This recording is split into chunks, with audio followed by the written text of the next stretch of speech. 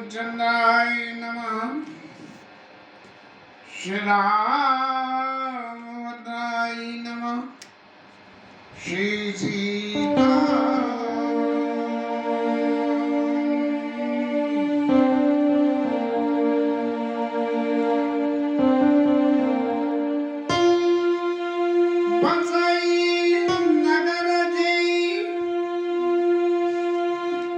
रूप धरे बसई नगर जय लक्ष्य करे कपट नारी बनवे तेईपुर के शोभा कहता सकुच सारद से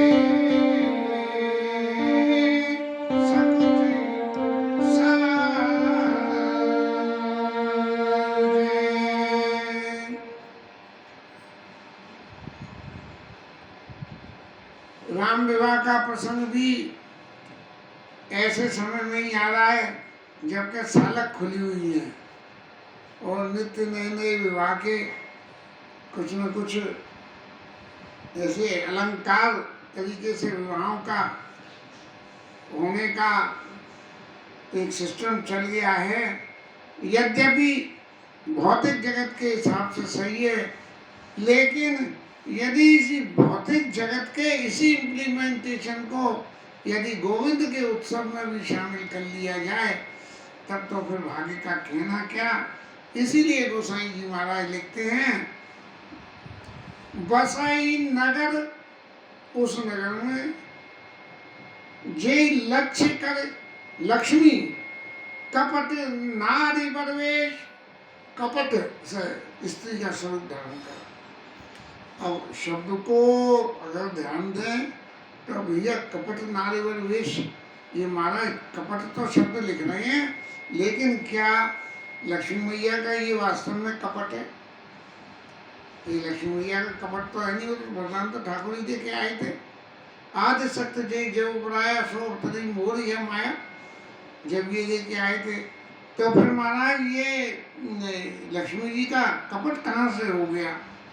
तो कपट का कहना ये है कि कपट वो है जो दो व्यक्तियों के बीच में तो मालूम हो और किसी तीसरे को पता नहीं हो, उसका नाम कपट है। अब ठाकुर जानते हैं और जानकी मैया जानती है, लेकिन जनकपुरवासी तो कोई जानता नहीं कि भाई ये जो कपट रूप से जो है स्त्री स्वरूप धारण करके लक्ष्मी मैया यहाँ पधारी है, इसका तो कहीं जनकपुर में कोई जिक्र ही कभी नहीं आया। इसलिए कपट नारी वर वेश और तेईपुर के शोभा कहत सच्चे शारद शेष शारदा से। अब महाराज राम जी के दूत जनकपुर से लेके अवधपुर पहुंच गए हैं। इस प्रसंग की लीला में बड़ी एक विविधता है कि जनक जी ने भी कितने चतुर दूतों को अवधपुर भेजा है। उनकी भाषा और उनका राम जी के प्रति वर्णन अभूतपूर्व है। और कहते क्या है, पहुँचे दूत रामपुर पावन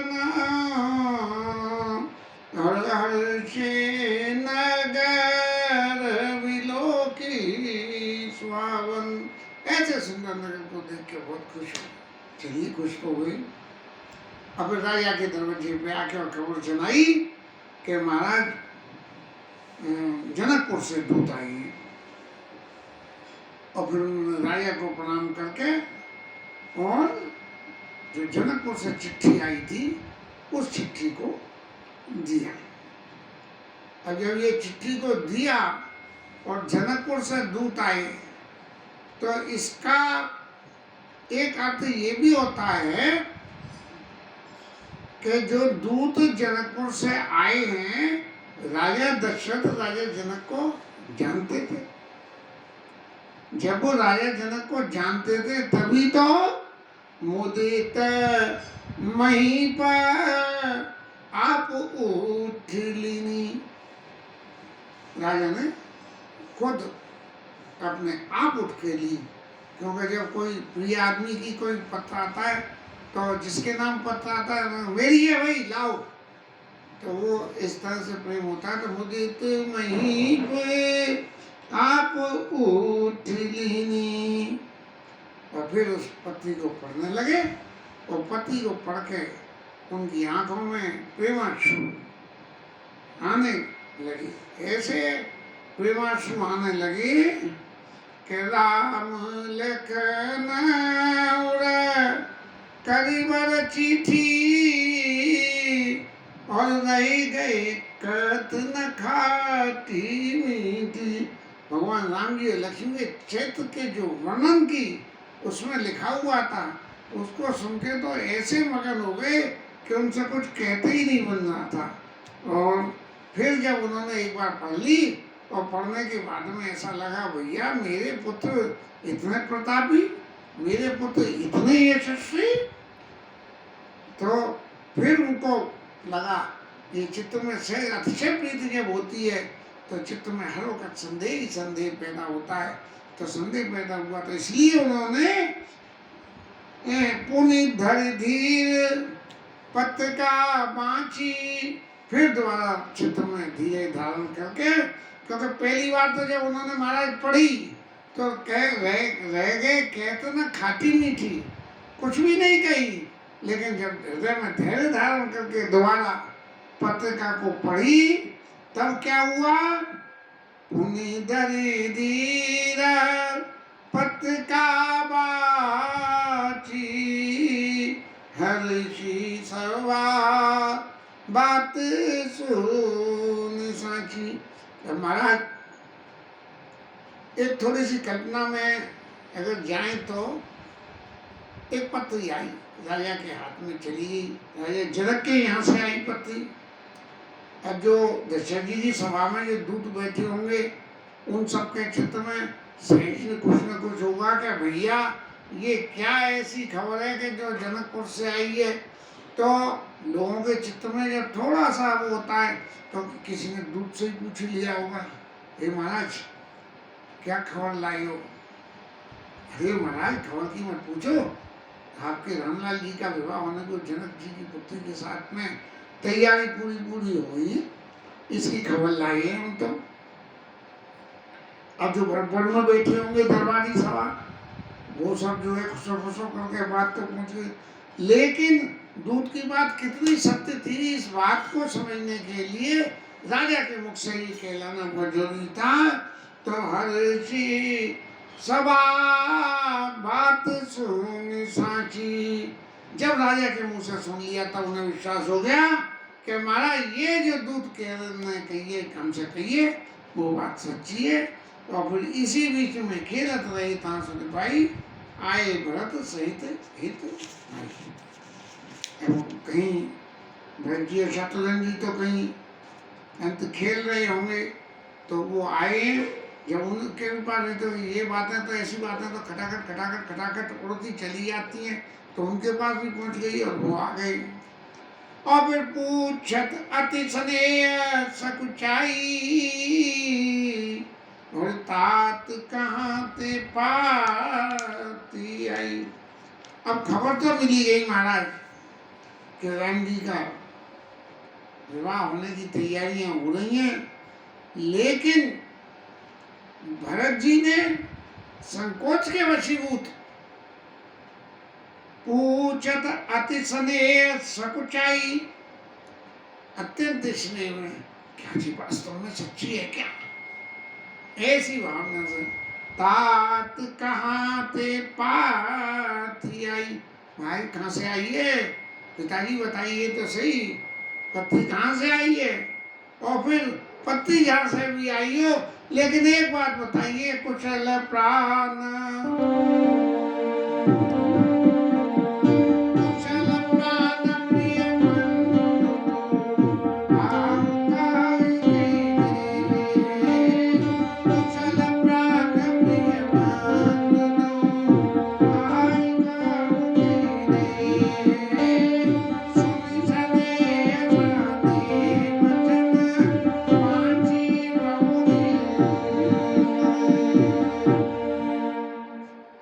भैया लोग कुशल तो हैं। अरे भाई कौन से देश में है ये तो बता दीजिए पिताजी, कौन से देश में है? बस उनकी इस प्रीति को देख के राजा इतने प्रसन्न हुए कि उन्होंने फिर पत्रिका को तीसरी दफे पहुंची, और 3 दफे जो बात कही जाए, विचारी जाए, वो विचार, वो बात निश्चितता में होती है। इसलिए सुन सने साने वचन वाची बहुरी नरेश, राजा ने बाँच के सुना दी कि ऐसे ऐसे राम जी ने धनुष तोड़ दिया, विवाह की तैयारी है, महाराज आप यहाँ पधारिए और हमारी पुत्री को स्वीकार करिए।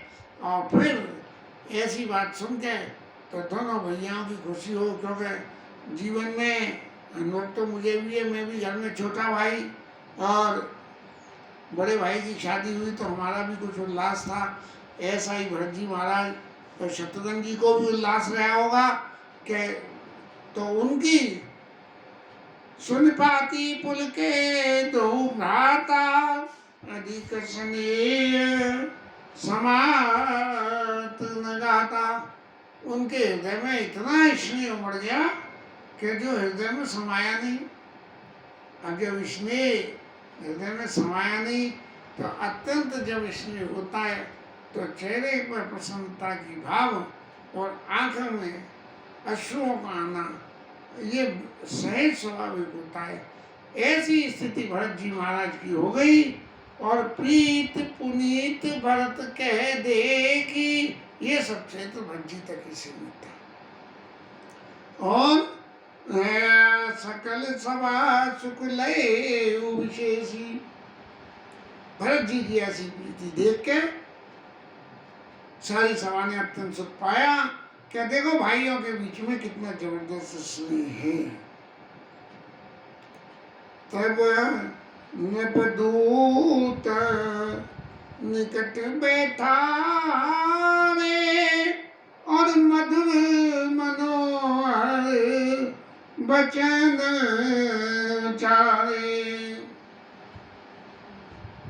और जब विवाह की बात आ गई तो राजा इतने प्रसन्न हो गए कि दूतों को अपने पास बुलाए, इधर आइए दूत जी महाराज यहाँ बैठिए, और अपने पास बिठाए।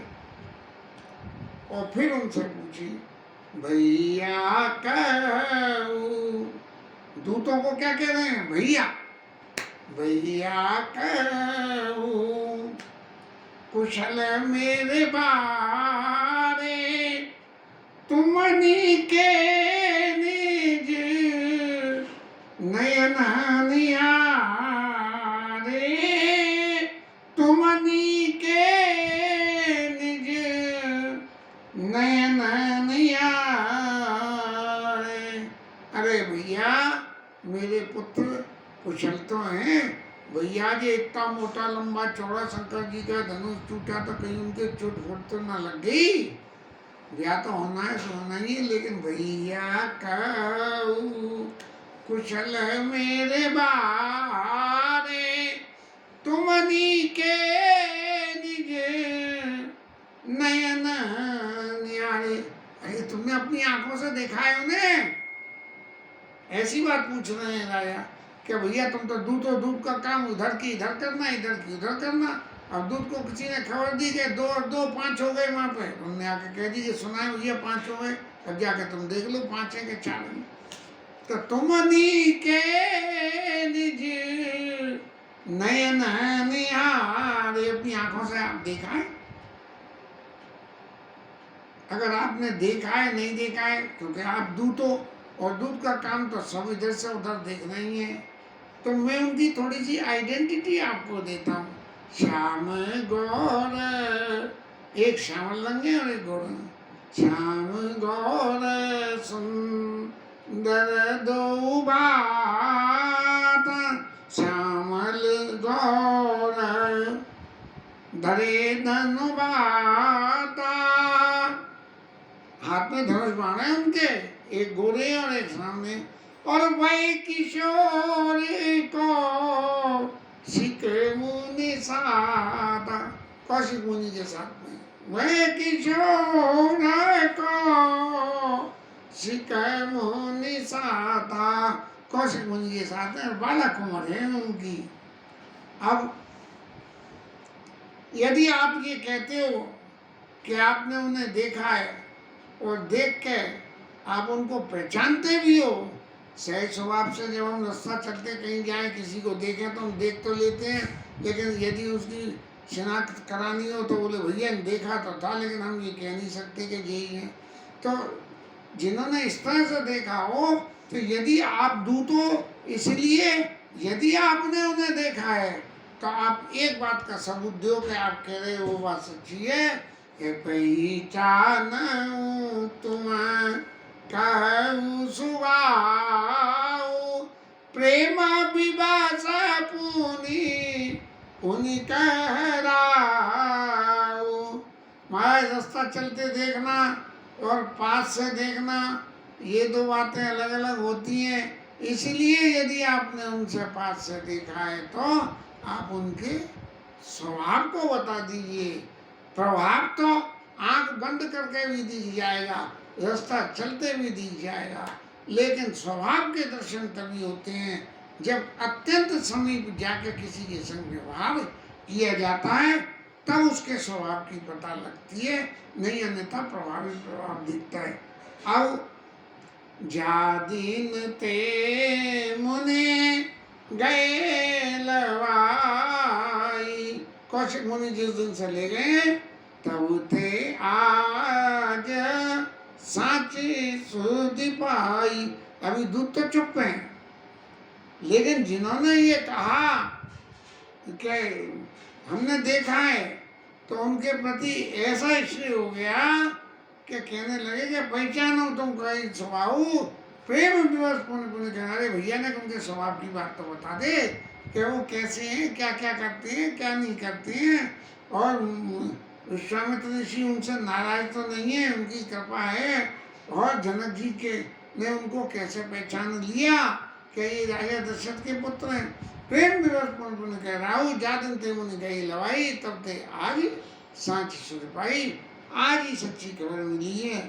अब दूत यहाँ तक तो सुनते रहे और मन मन में मुस्कुराते रहे, और दूत बड़े खुश हो रहे हैं कि देखो पिता पुत्रों के बीच में कैसा स्नेह है। इतना स्नेह होने के बाद भी ऐसे पिता ने पुत्रों को यज्ञ की रक्षा के लिए विश्वामित्र ऋषि को दे दिया, इसलिए उन्होंने ये अलंकार जोड़ के और दशरथ जी सुनाओ मई पति मुकुट मणि, आप राजाओं में मुकुट में हो, मुकुट में जड़ी हुई मणि, आप इतने इम्पोर्टेंट हो क्योंकि आपने यज्ञ की रक्षा के लिए पुत्रों को दान कर दिया। सुनो मुकुट सुनो मई पति मुकुट मणि, तुम सम धन्य न को, आपके बराबर कोई भी धन्य नहीं है कि राम लखन जिनके तनय विश्व विभूषण दो। बिल्कुल इस संसार के आभूषण के समान आपके जो है रामचंद्र जी और लक्ष्मण जी पुत्र हैं। और यदि आप स्वभाव की बातें पूछते हो तो अब हम आपको सही सही पोजीशन बताते हैं। क्या है? पूछन जो गुण तनय तुम्हारे, पुरुष सिंह त्यों पुर उजियारे।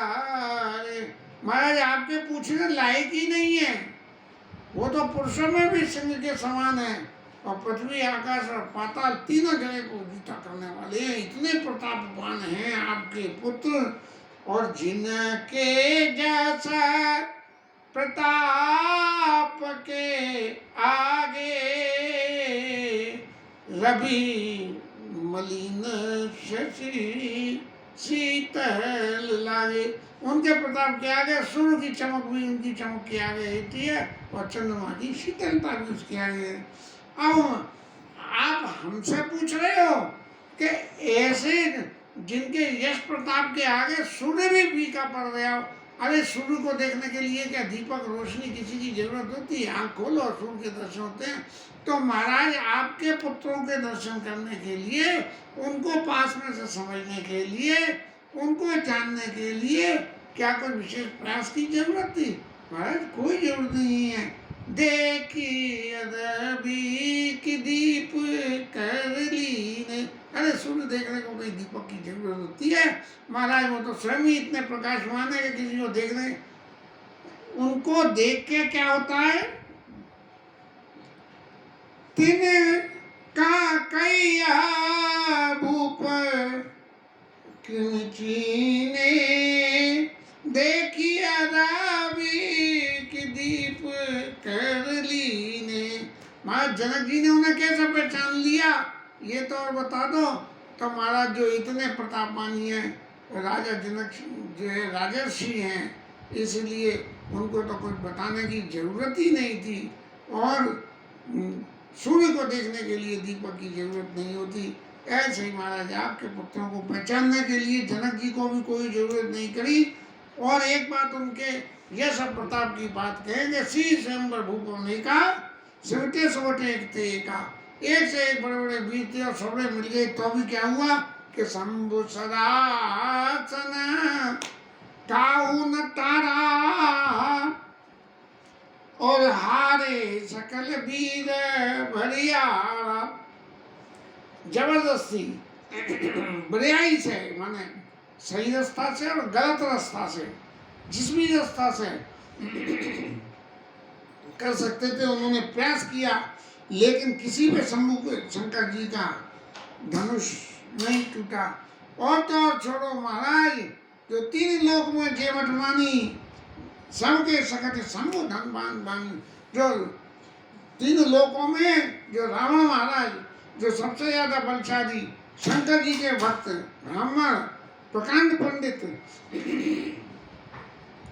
और शंकर जी के भक्त होने से शंकर जी की कृपा जिसके ऊपर हो, और ऐसा व्यक्ति भी क्या हुआ, सकई उठाई सरासर मेरु, जिसने सुमेरु पर्वत को उठा लिया शंकर जी समेत, सो ही हार गए करी Peru.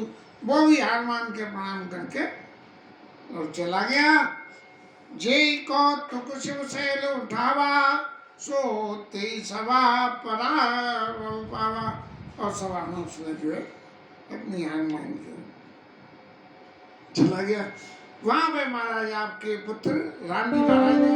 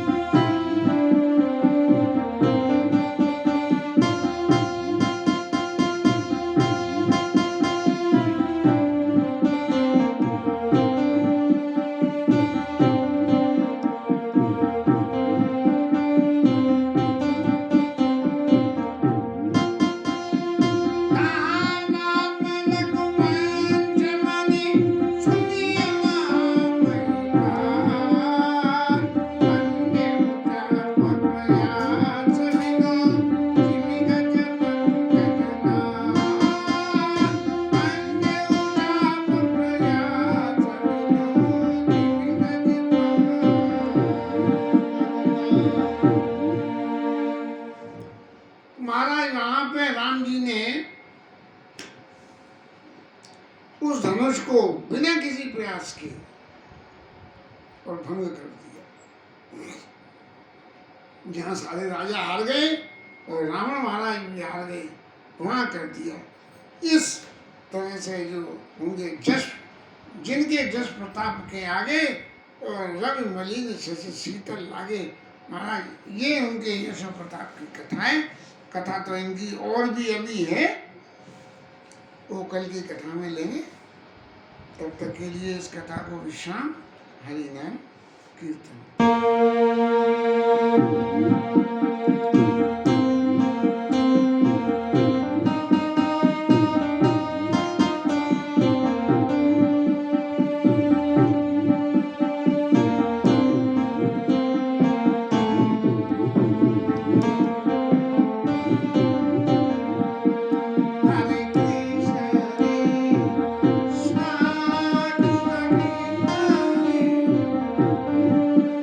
Hare Rama, Hare Rama,